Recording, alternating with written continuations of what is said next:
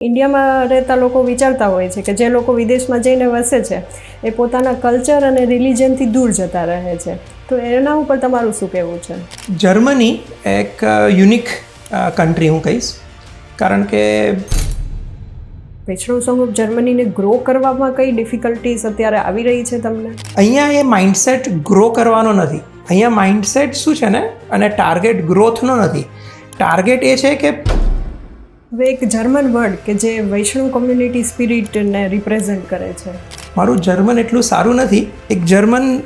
એક એવો German word કે જે મને યાદ રહી ગયો છે, કે જે સુંદર રીતે રિપ્રેઝેન્ટ કરી શકે, એ છે અપકમિંગ ઉત્સવો કયા છે અને કઈ જગ્યાએ થઈ રહ્યા છે? સૌથી મહત્ત્વનું તો આ વર્ષે જે બહુ મહત્ત્વનો અને લોંગ વેઇટિંગ ઉત્સવ જેને કહીએ એ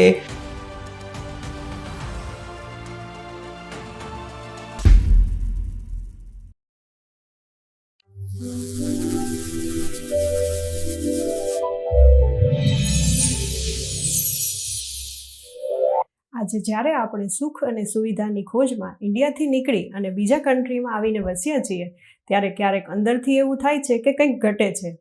અને મટીરિયાલિસ્ટિક પ્રોગ્રેસની સાથે કમ્ફર્ટ તો આવે છે, પણ માણસ હંમેશા શાંતિ અને સંતોષ માટે આધ્યાત્મિકતા તરફ વળતો હોય છે. તો આજે આપણે આવી જ એક આધ્યાત્મિક સંસ્થા વૈષ્ણવ સંઘ ઓફ જર્મની, કે જે આપણને આપણી સંસ્કૃતિ સાથે જોડી રાખવાનું કામ કરે છે, તેના વિશે વધુ માહિતી મેળવીએ. અને તેના માટે મળીએ જસ્મીનભાઈ શાહને. વેલકમ ટુ દેશી બીઝ. જસ્મીનભાઈ, થોડું તમારા વિશે જણાવશો? તમે ઇન્ડિયામાં ક્યાંથી છો અને અહીં જર્મનીમાં કેટલા વર્ષથી રહો છો? અમે જર્મનીમાં અરાઉન્ડ 12 વર્ષ પહેલાં આવ્યા એઝ અ ફેમિલી. ઇન્ડિયામાં રૂટ્સ ગુજરાતના, અને મોટા થયા મુંબઈ. તો મારું ઓવરઓલ એજ્યુકેશન મુંબઈમાં થયું. મારા પેરેન્ટ્સ બંને ગુજરાતથી. ગુજરાતમાં વેલ નોન સિટી, હવે બધાને જ ખબર છે એ સિટી ગોધરા. અને અહીં જર્મનીમાં ક્યાં રહેવાનું છે અત્યારે? જર્મનીમાં છેલ્લા 10 વર્ષથી અમે બોન રહેતા હતા. કલોન બોન એરિયા જે કહે એને, બોનમાં. અને અત્યારના છેલ્લા 2 વર્ષથી એક નાનું સિટી છે બોનની બાજુમાં, રેમાગેન કરીને. તો ત્યાં અમે રેમાગેનમાં હવે રહીએ છીએ. જે લોકો વૈષ્ણવ સંઘ ઓફ જર્મનીથી પરિચિત નથી, તો તેમના માટે તમારે જો કેવું હોય તો કઈ રીતે તમે ડિસ્ક્રાઇબ કરી શકો VSGને? વૈષ્ણવ સંઘ ઓફ જર્મની, એના નામમાં સંઘ આવે છે. તો આપણે ઘણી વખત વિશ્વ હિન્દુ પરિષદ છે કે બધા જે, એ બી સંઘ કહેવાય. તો એને રિલેટેડ કરીએ તો વૈષ્ણવ સંઘ એટલે બેઝિકલી ગ્રુપ ઓફ પીપલ. પણ હું વૈષ્ણવ સંઘને સંઘ કરતા સંઘ વધારે કહીશ. વૈષ્ણવ સંઘ ઓફ જર્મની, કારણ કે વૈષ્ણવનો સંઘ છે તો એ એક નવો જ ઉલ્લાસ, નવો જ આનંદ અને એક અનેરો આઈ વિલ સે એક્સપિરિયન્સ. તો એ બેઝિકલી એક વિચારધારા કે જે વિષ્ણુ ભગવાનને, વૈષ્ણવિઝમને બેઝિકલી પ્રમોટ કરે. ફોકસ સેવા, ભક્તિ, સત્સંગ, કીર્તન એના ઉપર હોય, અને એ પ્રમોટ કરે નવી પેઢીને, આજની નવી પેઢીને આ આપણા સંસ્કૃતિને જાળવી રાખવામાં. તો એ હું એક બેઝિકલી ડિસ્ક્રાઇબ કરીશ એઝ વૈષ્ણવ સંઘ ઓફ જર્મની. સરસ, તમે કહ્યું કે સંઘ નહીં પણ સંઘ છે આ.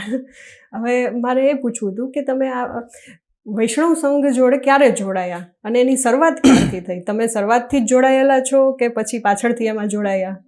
આચાર્ય મહોદય શ્રી દ્વારકેશલાલજી મહોદય, જે કડી અમદાવાદમાં બિરાજે છે, વલ્લભ કુળના બાળક કહીએ આપણે, તો એમના માર્ગદર્શન અને એમના સાનિધ્યમાં આ સ્થાપના થઈ જૂન 2021માં. અને ત્યારથી જ ડે 1થી આની સાથે અમે સંકળાયેલા છીએ. હું એમ કહીશ કે અમે નથી સંકળાયેલા, વૈષ્ણવ સંઘે અમને સંકળાવ્યા છે. તો લોકો આની જોડે કેવી રીતે જોડાયા? જ્યારે આમાં શું હોય ને કે એક વખત ગુરુનું માર્ગદર્શન હોય, અને એક સંકલ્પ હોય. જનરલી એવું કહેવાય છે કે જો તમારામાં સામર્થ્યતા ન હોય ને, તો છતાં બી સંકલ્પ નહીં છોડવો. ભલે સામર્થ્યતા નથી, તમારામાં આજે સામર્થ્ય નથી તમે, પણ તમારો સંકલ્પ હશે તો તમે એને અચીવ કરશો જ. તો માણસમાં ભલે સામર્થ્ય ન હોય પણ સંકલ્પ હોય તો એ અચીવ થઈ જાય છે. તો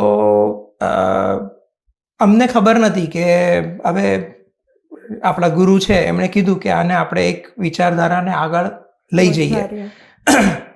એ બી ગુરુનું માર્ગદર્શન મળ્યું કે કઈ રીતે તમે આગળ લઈ શકો, કે તમે સત્સંગ કરો જેમ કે રવિવાર છે તો રવિવારે આમ બી જર્મનીમાં બધું બંધ હોય છે, તો તમે રવિવારે એવો ટાઈમ કાઢો કે જેમાં લોકો આવીને સત્સંગ કરે, સત્સંગ થ્રુ જોડાય. તો બેઝિકલી જ્યારે આ એક આઈડિયા, એક ઇનિશિયેટિવ ચાલુ થયું ત્યારે ખબર જ નથી કે કઈ રીતે આપણે આને એક મોટું સ્વરૂપ, આ લોકોને કઈ રીતે આપણે જાણ કરીએ કે આ રીતનું એક ઇનિશિયેટિવ કર્યું છે અને બધા ભેગા થાય. પણ પછી ખ્યાલ આવ્યો કે ચલો આ રીતના કોઈ ગુજરાતી સમુદાય કે ગુજરાતી સમાજ છે અલગ અલગ સિટીઝમાં. પછી ટ્રાય કર્યો ગોતવાનો કે કોણ છે સમાજના પ્રેસિડેન્ટ કહો કે જે ચલાવે છે એ સમાજ, ગુજરાતી સમાજ અલગ અલગ પ્રાંતમાં, અલગ અલગ સિટીઝમાં જર્મનીના. પછી અમે એમને કોન્ટેક્ટ કર્યો કે ભાઈ અમે આ રીતે એક ઇનિશિયેટિવ કર્યું છે, તમે જો સપોર્ટ કરી શકો તો તમારા ગ્રુપમાં, તમારા જે કોન્ટેક્ટ છે એમાં આ તમે મેસેજ ફોરવર્ડ કરો તો અમને બહુ લાભ મળશે, એનો આનંદ મળશે. અને એ પ્રમાણે ધીમે ધીમે એ ઇનિશિયેટિવ ચાલુ થયું.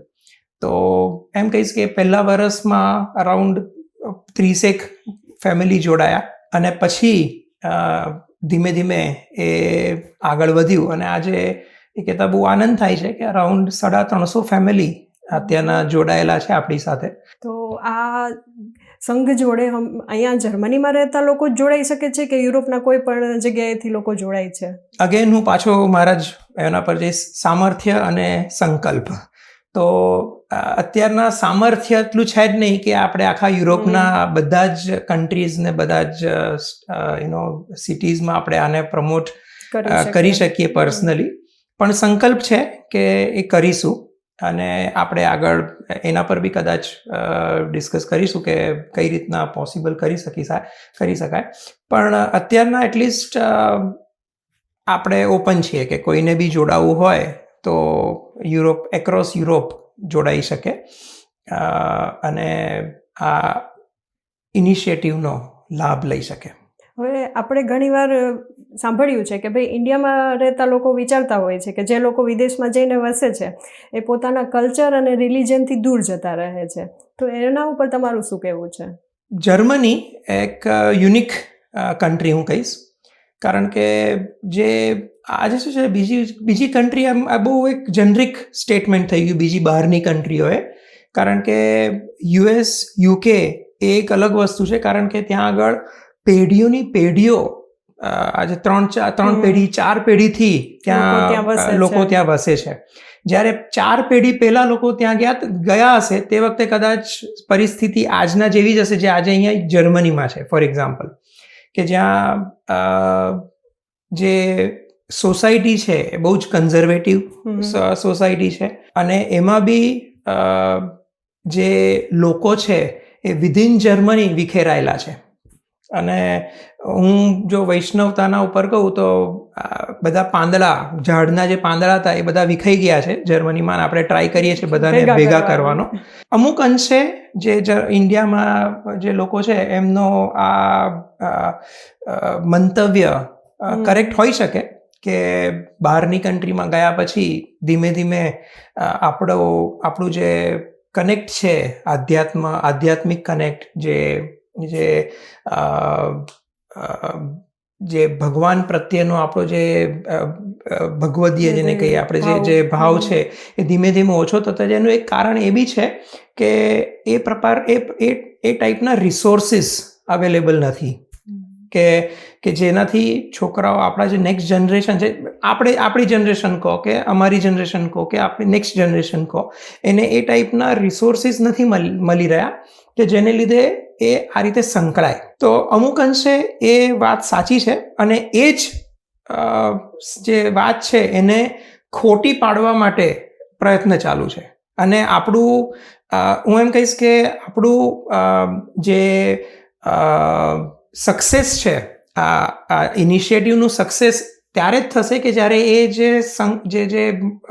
થોટ્સ છે જે આજની તારીખમાં ઇન્ડિયામાં છે એને આપણે ખોટો પ્રૂવ કરી શકીએ. હવે આપણે જોવા જઈએ જેમ કે કોઈ નોન ઇન્ડિયન છે, તમારા કોઈ જર્મન નેબર છે, એમને વૈષ્ણવિઝમનું ઇમ્પોર્ટન્સ હિન્દુઇઝમમાં શું છે એ શોર્ટમાં એક્સપ્લેન કરવું હોય તો તમે કઈ રીતે કહેશો?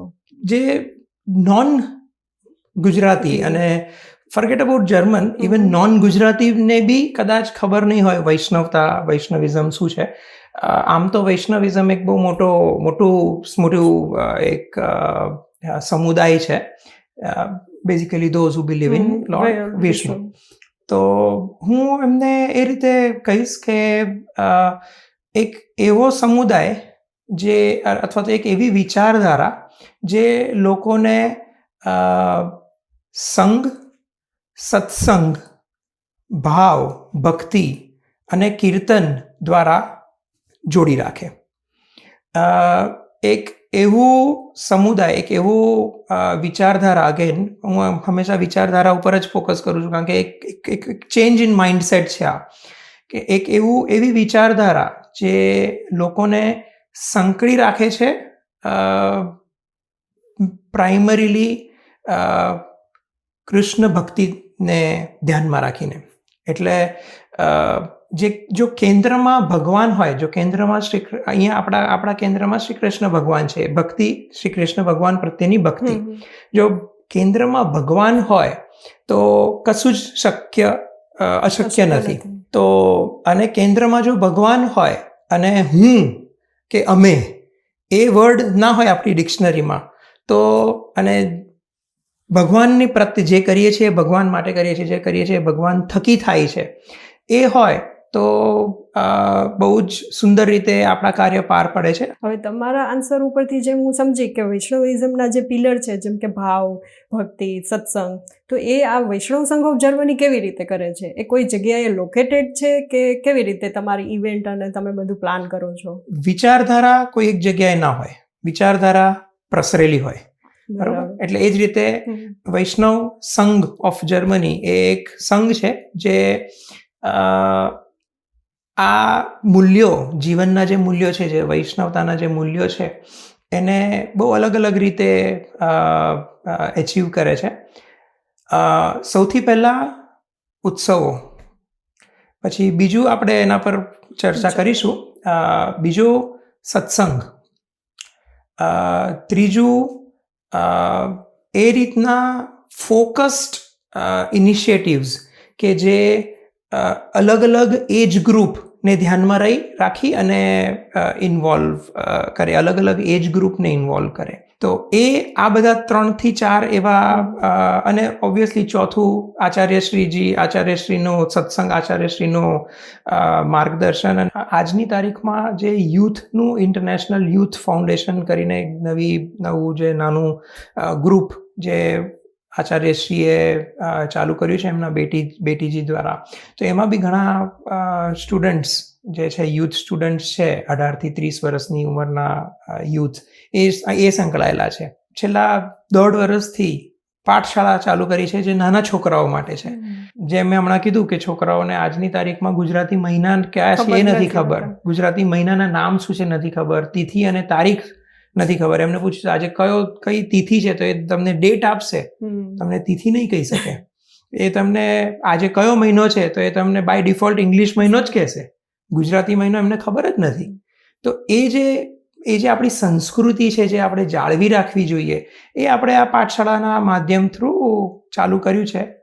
અને એમાં બી સંકલ્પ છે કે એને આપણે કન્ટિન્યુ કરીશું, વધારીશું અને નેક્સ્ટ જનરેશનને પૂરેપૂરો બને ત્યાં સુધી સપોર્ટ આપી શકીએ તો આપીશું. બરાબર, સારા વિચારો છે અને સારું ઇનિશિયેટિવ છે કે આપણા સેકન્ડ જનરેશન યુથને પણ તમે લોકો કલ્ચર જોડે જોડવાનું કામ કરી રહ્યા છો. હવે નેક્સ્ટ મારો ક્વેશ્ચન એ છે કે કોઈ એવા ટર્નિંગ પોઈન્ટ્સ કે કોઈ એવી ઇવેન્ટ્સ હતી કે જેના લીધે કોમ્યુનિટીનો ગ્રોથ એક્સપોનેન્શિયલી થયો, લોકો સારી રીતે એમાં જોડાયા? સૌથી પહેલાં અગેન હું આને ઇવેન્ટ્સ નહીં કહું, હું આને કહીશ ઉત્સવ. જે શબ્દ ઉત્સવ છે ને એ બહુ મહત્વનો છે. આપણે એને જો ઉત્સવને બ્રેક કરીએ તો ઉત અને સવ. ઉત એટલે આપણા મગજ, આપણા હૃદયને, આપણું જે મગજ છે એને એક નેક્સ્ટ લેવલ પર લઈ જવું, એને ઇન્ફ્લેટ કરવું. અને સવ એટલે બધાની સાથે. તો ઉત્સવ એક એવો આઈ વિલ સે એક એવું ઇનિશિયેટિવ છે કે જ્યાં આપણે ભાવ, શ્રીજી પ્રત્યેનો, ઠાકોરજી પ્રત્યેનો ભાવ, શ્રી કૃષ્ણ પ્રત્યેનો ભાવ, સત્સંગ, શ્રી કૃષ્ણ અને સાથે વૈષ્ણવ ભેગા મળીને સત્સંગ, કીર્તન, એ બધું જ એક છત્રની અંદર ઉજવાય છે. 2 કે 3 એવા ઉત્સવો છે કે જે આજે બહુ જ આઈ વિલ સે કે પોપ્યુલરિટી એને મળેલી છે. એક ઉત્સવ છે જે હોળીના રસિયાનો. જ્યારે અમે અહીંયા જર્મનીમાં પ્રથમ વખત આવ્યા ત્યારે અમને આ હોળીના રસિયા શું એ ખબર જ નથી. અને જ્યારે ખબર પડી કે આ રીતે હોળીના રસિયા હોય ને અહીંયા રસિયા ગવાય ને આ રીતે એને ઉત્સવમાં એને આપણે એને ઢાળી શકીએ, તો એ એક હોળીનો ઉત્સવ જે છે જેમાં આપણે રસિયા અને ફૂલફાગ કરીએ, એ એક ઉત્સવ બહુ જ આઈ વિલ સે પોપ્યુલર અને બહુ જ કહીએ ને કે જે વૈષ્ણવોને બહુ જ ગમે છે. કારણ કે એમાં બધા એકત્ર થાય છે, બધા જ ભેગા થઈને ભળી શકે છે. આ છે. અને બીજો એક અન્નકૂટનો ઉત્સવ આપણે કરીએ છીએ જેમાં બધા વૈષ્ણવો લાભ લે છે. હવે જે લોકો ઇન્ડિયા કે બીજા કોઈ કન્ટ્રીમાંથી આ પોડકાસ્ટ જોઈ રહ્યા છે અને એમને જો તમારા કોઈ આ કમ્યુનિટીની કોઈ એવી વાત કેવી છે કે જે જાણીને એ લોકોને આશ્ચર્ય થશે, તો એ શું હોઈ શકે?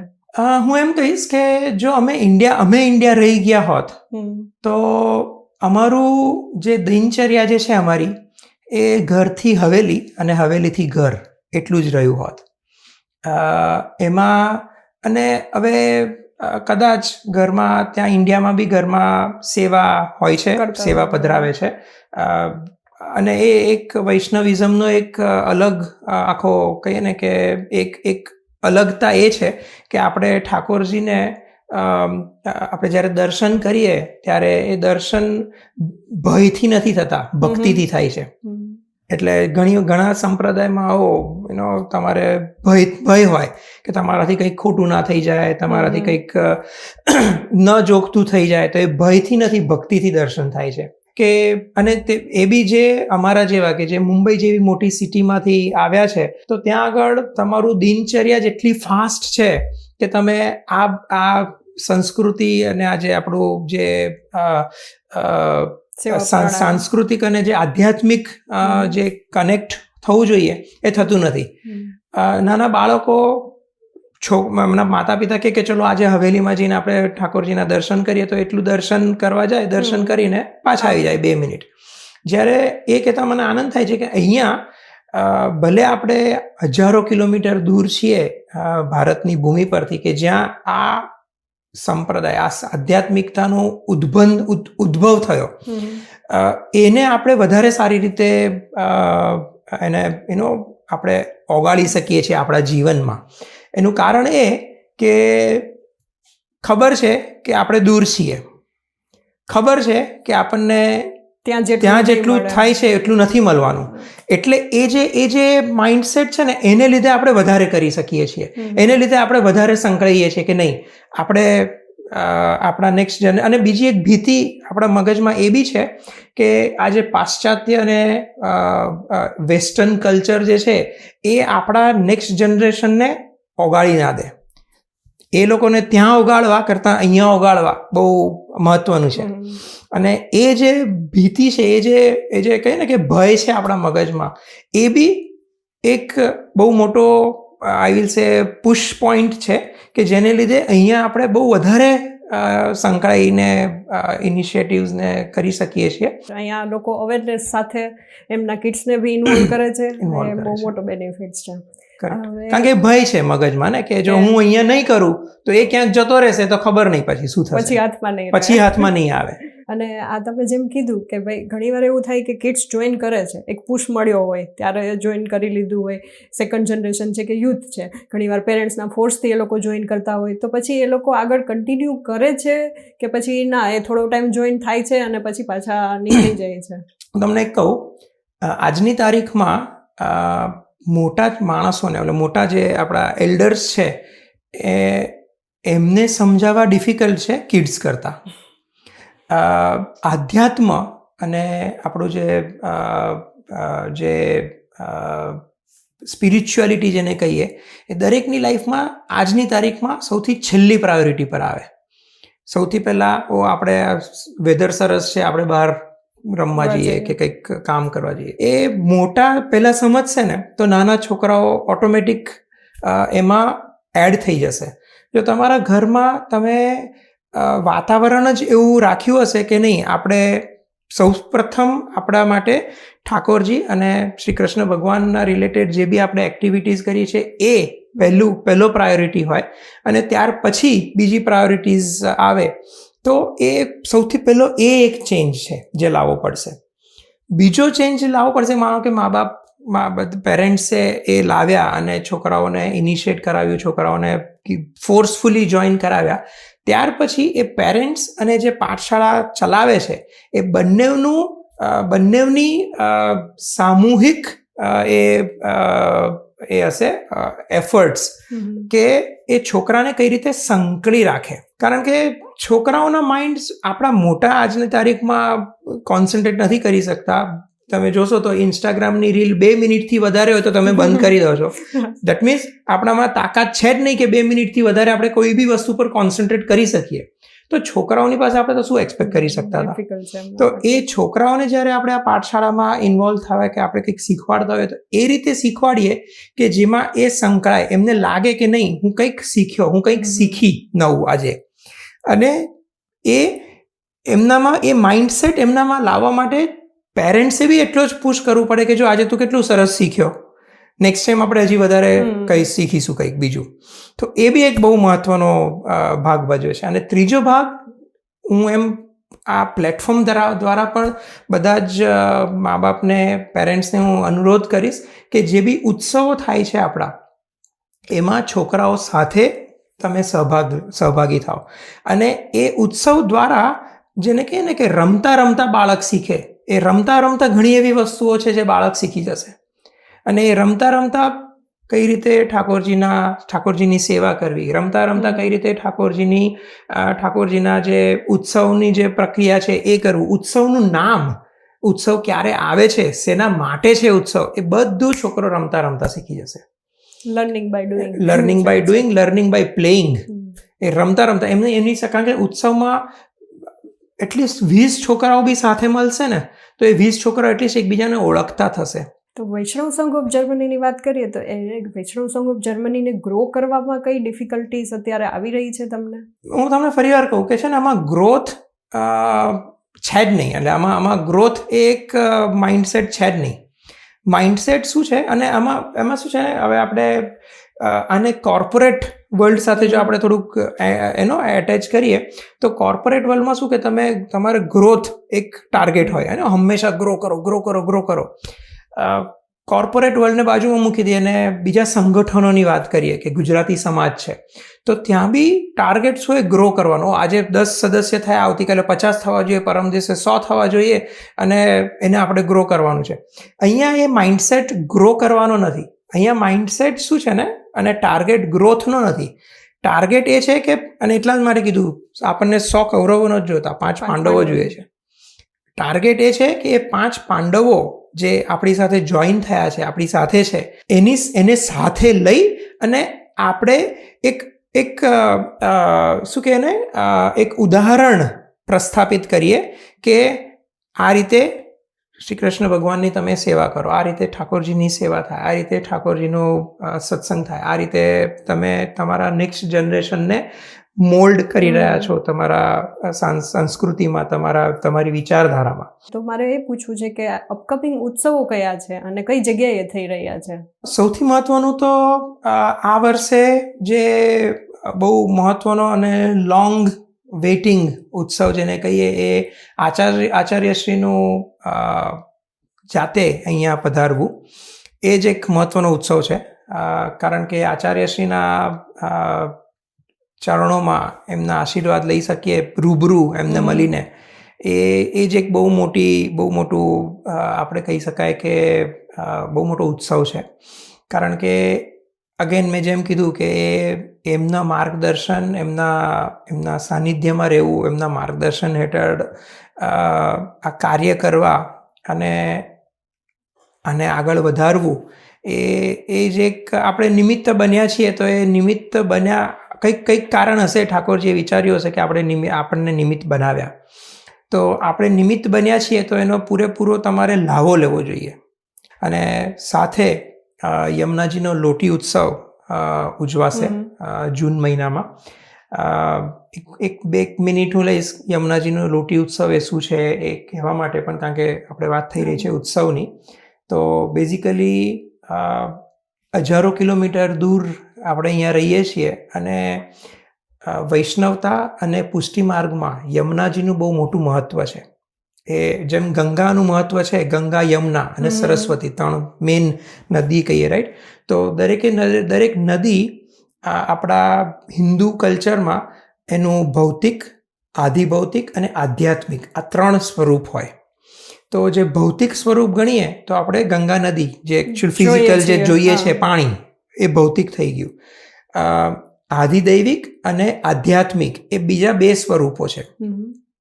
અને જ્યારે આધ્યાત્મિક સ્વરૂપ આપણે જો જોઈએ યમુનાજીનું, તો એ પૂજનીય છે. અને એ કહેવાય છે કે યમુનાજી એ યમ મહારાજ, યમદૂત છે, યમ ભગવાન, લોર્ડ યમ, એમના બેન થાય.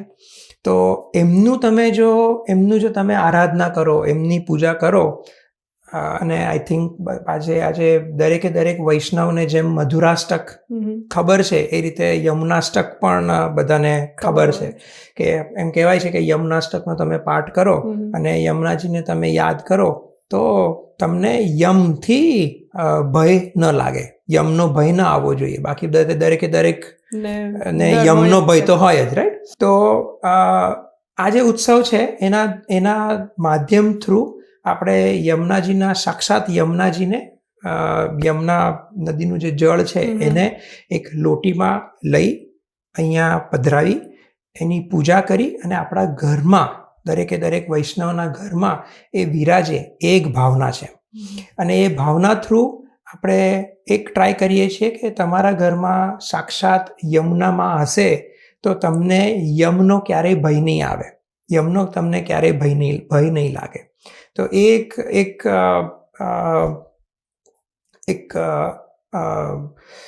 ઇનિશિયેટિવ કહીએ કે એક થોટ થ્રુ યમુનાજીના લોટી ઉત્સવ કારણ એટલા માટે કે યમુનાજીનું જળ છે એક લોટીમાં આપણે બધાને પધરાવી આપીએ છીએ.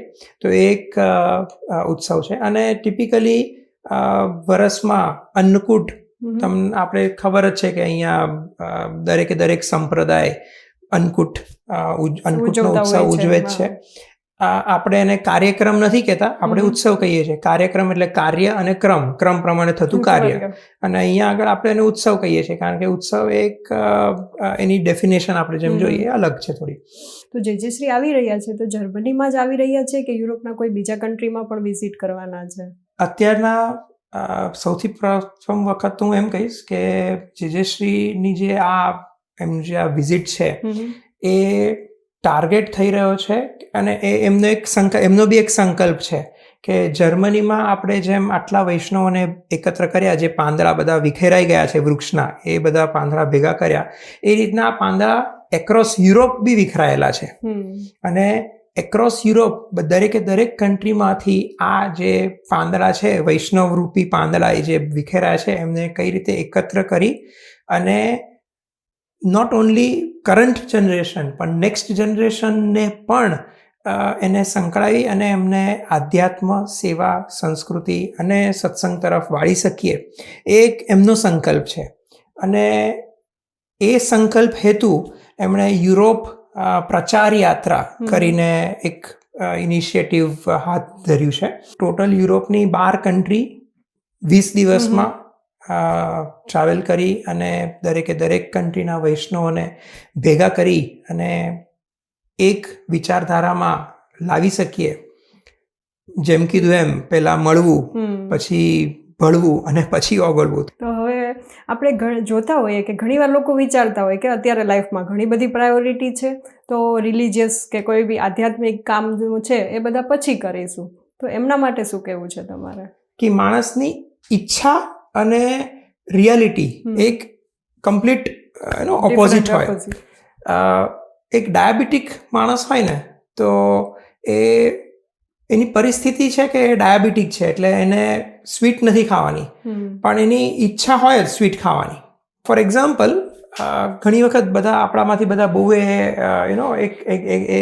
એ અનુભવ બી કર્યો હશે કે એમ થાય ને કે નહીં આજે કંઈક ખોટું થશે યાર મારી સાથે, આજે કંઈક ખોટું થશે.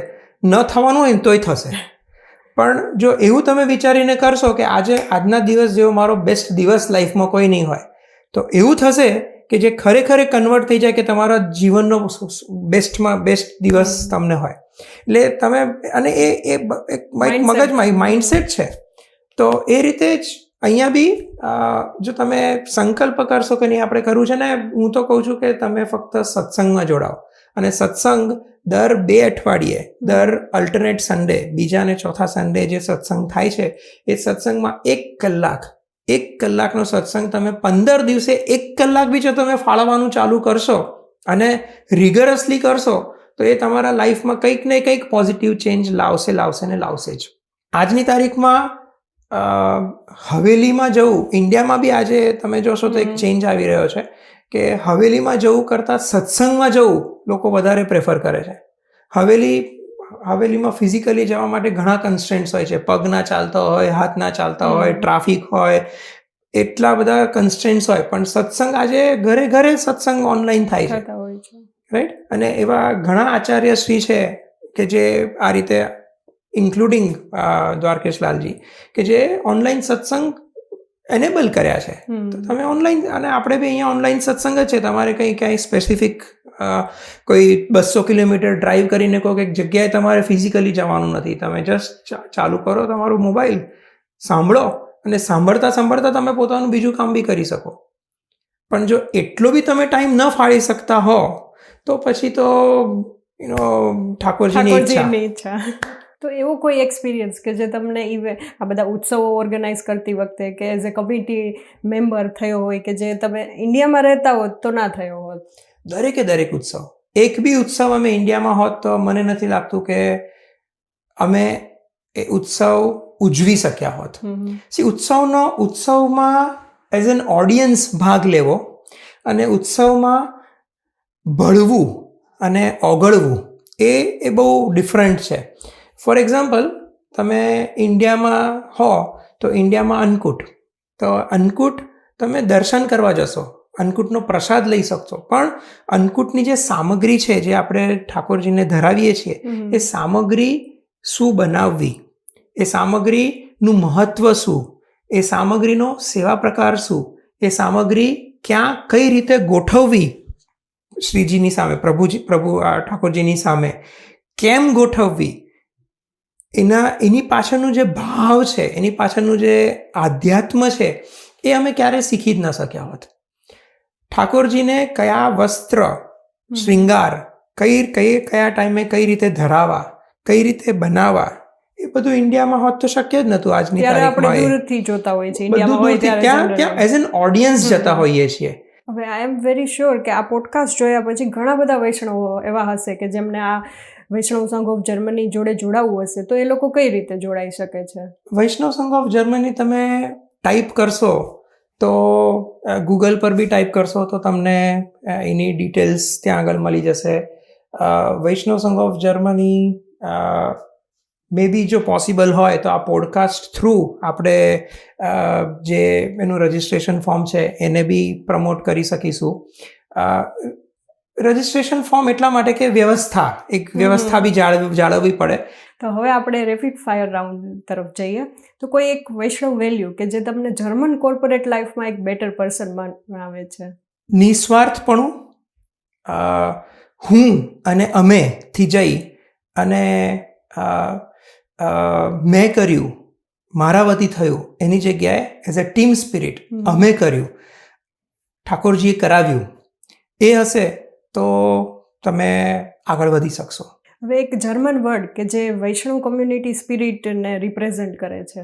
મારું જર્મન એટલું સારું નથી, પણ એક એવો જર્મન વર્ડ કે જે મને યાદ રહી ગયો છે, કે જે આ સુંદર રીતે રિપ્રેઝેન્ટ કરી શકે, એ છે સુઝામેન હ્યુરિકકાઇટ.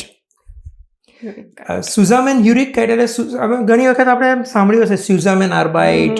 સુઝામેન આર્બાઇટ એટલે સાથે કામ કરવું. એ જ રીતે સુઝામેન હ્યુરિકકાઇટ. સુઝામેન હ્યુરિકકાઇટ એટલે તમે સાથે બધાના થોટ પ્રોસેસ અને એના જે વેલ્યુઝ છે એને સાથે સંકળાઈ અને તમે સાથે સાથે રહીને ચાલો. તો સુઝામેન હ્યુરિકકાઇટ એ આઈ થિંક બેસ્ટ વર્ડ રહેશે વેલ્યુઝ આપણા પ્રમોટ કરવા માટે. એક એવો ઉત્સવ કે જે તમને ઇન્ડિયામાં હોવાની ફિલિંગ આપે છે. અહીંયા આગળ અન્નકૂટ અને હોળીના રસિયા. હવે જેજેશ્રીની વાત કરીએ તો જેજેશ્રી આવવાના છે ત્યારે તમે કહ્યું કે જર્મની સિવાય યુરોપના ઘણા બધા કન્ટ્રીમાં પણ જવાના છે. તો આ જે એમની યાત્રા છે એ વૈષ્ણવ કમ્યુનિટી માટે, યુરોપમાં વસતા સ્પેશિયલી વૈષ્ણવ કમ્યુનિટી માટે કેટલી ઇમ્પોર્ટન્ટ છે? બહુ વધારે ઇમ્પોર્ટન્ટ છે અને બહુ યુનિક છે. કારણ કે સૌપ્રથમ વખત આ એક આયોજન થઈ રહ્યું છે, જેમાં વૈષ્ણવ જે જેમ કે આપણે હમણાં વાત કરી, જે વિખેરાયેલા છે યુરોપમાં, એ બધાને સાથે લાવવાનો પ્રયત્ન છે.